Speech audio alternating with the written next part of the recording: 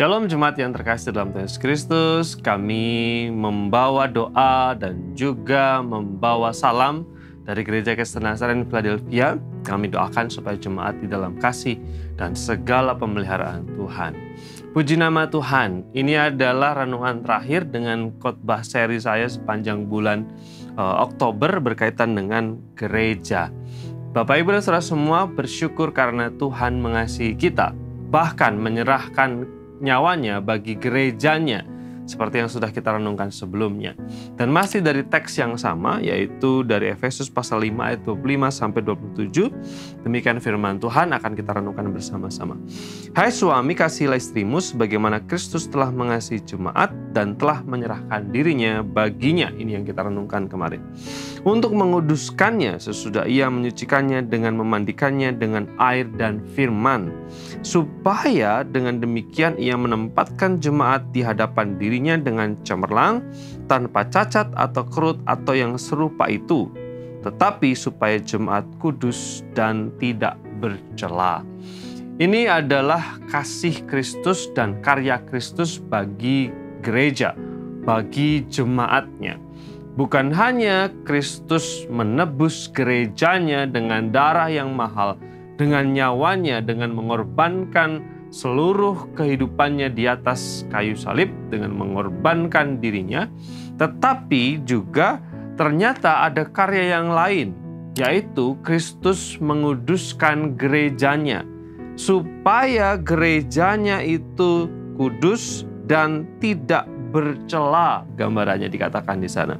Dan juga di dalam firman Tuhan ini, firman Tuhan menjelaskan bahwa ketika Kristus menguduskan gerejanya, dikuduskan dengan air dan firman.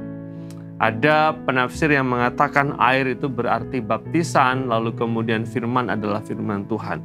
Tetapi juga ada penafsiran yang lain, menguduskannya, memandikannya dengan air berarti bicara tentang karya Roh Kudus yang menyucikan, yang melahirbarukan, tetapi juga menguduskannya dengan firman. Tujuannya adalah supaya jemaat itu cemerlang, tanpa cacat, tanpa kerut, menjadi gereja yang berkenan di hadapan Tuhan. Bapak Ibu, ayat ini menjelaskan dan menandaskan kepada kita tentang betapa pentingnya menjaga hidup berkenan di hadapan Tuhan.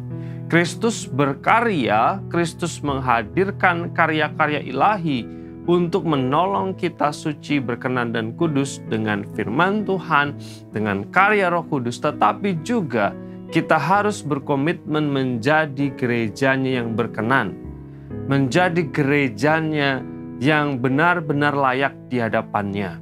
Ketika Kristus sudah menguduskan kita, bukan kita kembali kepada kehidupan yang lama, tetapi mari kita hidup di dalam anugerah, hidup di dalam kelayakan dari waktu ke waktu, dari masa ke masa, sehingga ketika Kristus nanti menjemput kita atau kita datang kepadanya pada waktu yang ditentukan, kita berhadapan dengan Dia dengan keadaan yang layak, dengan keadaan yang berkenan di hadapannya.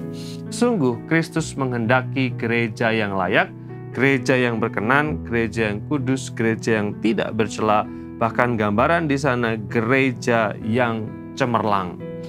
Ini biarlah mendorong kita, menjadikan kita terus hidup, menjalani hidup dengan berkenan di hadapan Tuhan, berkomitmen untuk memberikan hidup yang memuliakan dan menyenangkan Tuhan. Mari kita berdoa. Terima kasih Bapa di surga, kami bersyukur kepadamu karena Tuhan memberikan kami lagi kebenaran, tuntunan melalui firman Tuhan. Tolonglah kami sepanjang hari ini secara khusus menjalani kehidupan kami untuk menjadi gereja yang berkenan, kudus, cemerlang, dan tidak berkerut dan tidak bercacat. Dalam nama Yesus, berkat-Mu atas jemaat-Mu. Amin.